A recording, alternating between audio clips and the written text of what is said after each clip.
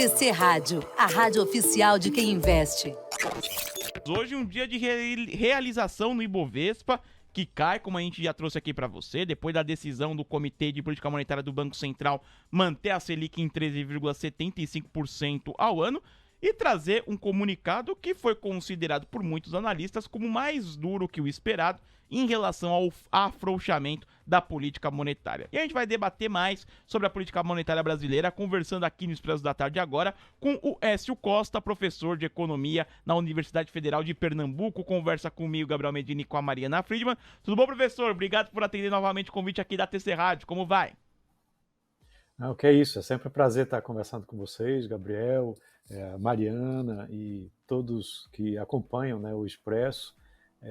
Vamos discutir aí esse resultado de ontem e outras decisões de bancos centrais também, mundo afora, que também balançaram o mercado. Perfeito, professor. Pois é, desde a divulgação ontem, o investidor, os agentes econômicos, todo mundo analisando, repercutindo, entendendo o que a comunicação por parte do Banco Central. E eu queria a avaliação do senhor, o que o senhor achou do comunicado e a partir do que foi apresentado.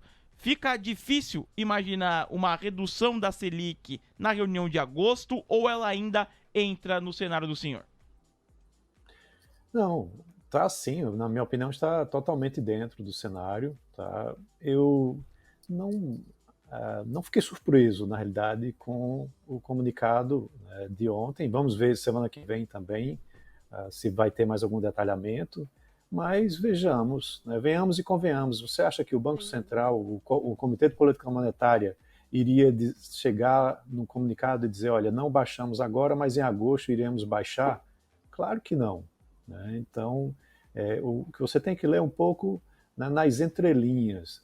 Né? O que me chama a atenção foi que ele suavizou em relação a futuras elevações das taxas de juros. Isso não fez parte mais desse comunicado.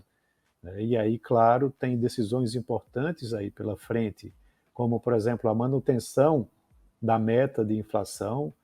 Se isso for modificado, pode alterar, né, a decisão de juros, e também o próprio arcabouço fiscal. Veja que a decisão de mudança ontem no Senado, permitindo que outras rubricas fiquem fora, né, do arcabouço fiscal, isso traz um impacto significativo na política fiscal do país, o que pode gerar mais inflação e que pode mudar o posicionamento do Banco Central para que ele seja mais cauteloso, certo? Então, acho que isso foi uma decisão mais complexa, não estava nessa ata, mas certamente pode influenciar a decisão futura de juros, né, para o mês de agosto.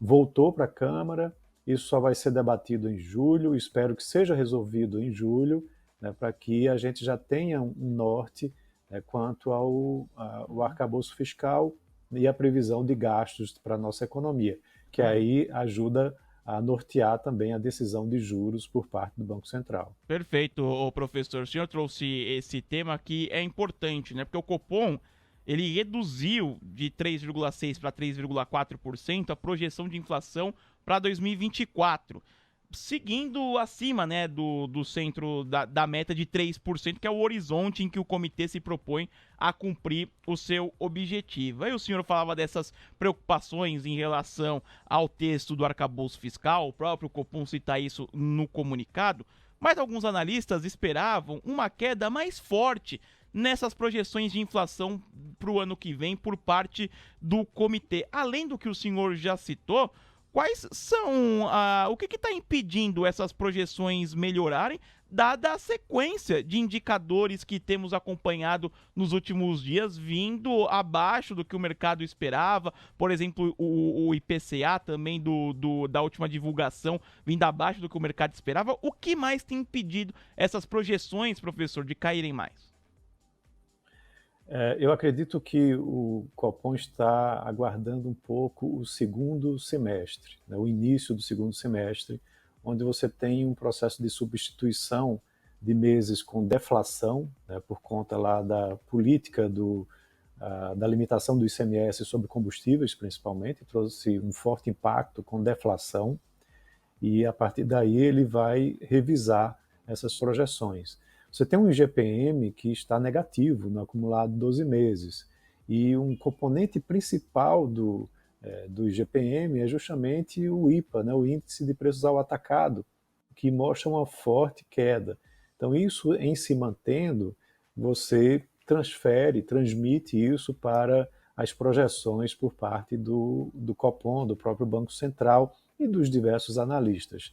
Eles acompanham muito de perto também o próprio Boletim Focus, né? E o Boletim Focus começou a trazer essa melhora na previsão de inflação para o ano que vem e para o próximo há 2 semanas praticamente, né? Antes você tinha ainda uma manutenção com relação ao IPCA para o ano que vem e modificando mais para esse ano. Então, eu acho que ainda há um certo caminho a ser traçado. Depende muito da variação de preços das commodities internacionais também, e aí é onde entra um pouco o fator, né, do comportamento dos demais bancos centrais, onde todos estão ainda, né, com uma política mais contracionista, o que ajuda a derrubar o preço das commodities por conta da desaceleração econômica. E claro, né, o professor, a decisão de ontem, o tom, né, duro do Copom, dividiu os analistas, né? Teve alguns que elogiaram a postura do BC, outros que criticaram o discurso com base no que vinha sendo nas últimas decisões. Na sua avaliação, como faz sentido o BC manter a Selic nesse patamar elevado por um período ainda mais prolongado do que o mercado estava imaginando para poder convergir essa inflação à meta? Ou se pode ter sido também um comunicado na expectativa da reunião do Conselho Monetário que teremos no próximo dia 29? Veja, eu acho que a decepção por parte de alguns analistas ou até mesmo políticos não foi com relação à decisão sobre os agora. A grande maioria já dava por certo a manutenção da taxa de juros nos 13,75%. Era mais em relação ao comunicado, né, sobre uma futura redução da taxa de juros. Aí sim você tem uma divergência, mas eu acredito que o Banco Central ele precisa ter um pronunciamento, né, nesses seus relatórios muito cuidadoso, né? Então, ele não pode já anunciar que na próxima reunião vai fazer uma redução na taxa de juros. Veja lá nos Estados Unidos, né? Os Estados Unidos, no Fed, eles decidiram pela manutenção da taxa de juros, mas falaram, né, que a política ainda é de se controlar a inflação, que ela é difícil, né, está sendo difícil de ser reduzida e que poderão acontecer novas elevações das taxas de juros lá mais à frente, né? Então veja que é posicionado de forma mais sutil, né? E aqui o posicionamento foi de que não haverá novas elevações nas taxas de juros, mas que está sendo acompanhado, né, o comportamento, né, dos preços da economia para a partir daí, claro, como eu disse, você tem que ler nas entrelinhas, né, ter uma futura redução da taxa de juros. Perfeito. Professor, às 4h38, a gente está conversando aqui com o professor Écio Costa, da Universidade Federal de Pernambuco, comentando um pouco mais sobre a decisão de ontem do Comitê de Política Monetária do Banco Central. O comunicado ontem também citou, né, alta nos juros em outras economias pelo mundo. E hoje tivemos, né, alta na Inglaterra, surpreendendo os analistas com avanço 50 pontos base. A Turquia também subiu o patamar dos juros para o maior nível desde novembro de 2011. Como essa situação dos outros países, professor, influencia ou não na decisão aqui do Brasil? Então, é importante a gente entender a realidade de cada país, né? Lá na Inglaterra, a inflação está em 8,5% ao ano, né? E eles elevaram a taxa de juros para o maior patamar, né, de quase 2 décadas. Então, é algo que chama muito a atenção. Aqui no Brasil, a gente tem, num passado não tão distante, taxas de juros até mais altas do que a que temos hoje. Claro, isso é algo muito ruim, né? Você ter uma taxa de juros de 13,75%, quando você vai investir num negócio, por exemplo, a sua taxa mínima de atratividade é 13,75 mais um diferencial específico daquele setor. Então, em alguns setores é acima de 20%. Né? Você tem que ter um negócio que dê um retorno acima de 20%. Então, realmente é bem contracionista. Né? E aí o objetivo é realmente controlar essa inflação para você poder voltar a reduzir a taxa de juros. Mas aí é onde eu entro num segundo país a ser discutido. Veja o caso da Turquia. Né? A Turquia elevou sua taxa de juros, né, de 8,5% para 15%. E o mercado não gostou, né, porque o mercado tinha uma expectativa que essa taxa de juros fosse elevada para 20%, né, ainda bem maior do que a atual patamar. Você tem uma inflação lá que está acima de 30% no acumulado dos últimos 12 meses. O Erdogan acabou de se reeleger, né, então ele mudou a própria política que ele vinha impondo na economia. O Banco Central lá não é autônomo, então isso você acompanhar nas notícias, a gente vê que diversas demissões aconteceram de diretoria, de presidência de Banco Central, porque lá ele queria justamente uma taxa de juros muito baixa, só que isso disparou a inflação e desvalorizou muito a moeda turca. Então, após a reeleição dele, ele está agora com uma guinada na sua política, né, tentando remediar o mal que ele fez lá atrás. Então, isso serve também como, de certa forma, uma lição. A gente precisa ver e entender, né, que o maior dos males é a inflação. Né? Você não pode ter uma inflação alta demais, porque vai trazer um descontrole muito grande para a economia, principalmente para a camada mais pobre da população, que não consegue se proteger da inflação. Certo? Então, são exemplos distintos, mas a inflação ainda é um mal. Eu mencionei os Estados Unidos, Uhum. a Inglaterra, mas a zona do euro também passa por isso, a Turquia, a própria Suíça, né, acabou de elevar também hoje a sua taxa de juros. E veja, a inflação alvo lá da Inglaterra é de 2% ao ano. A nossa inflação alvo aqui é de 3%. A gente está ainda um patamar acima dessa inflação, né, e precisa realmente trabalhar um pouco para que tenha essa convergência. E, professor, o senhor citou Estados Unidos, mas eu queria ouvir mais um pouquinho qual é o cenário que o senhor tem para a política monetária americana.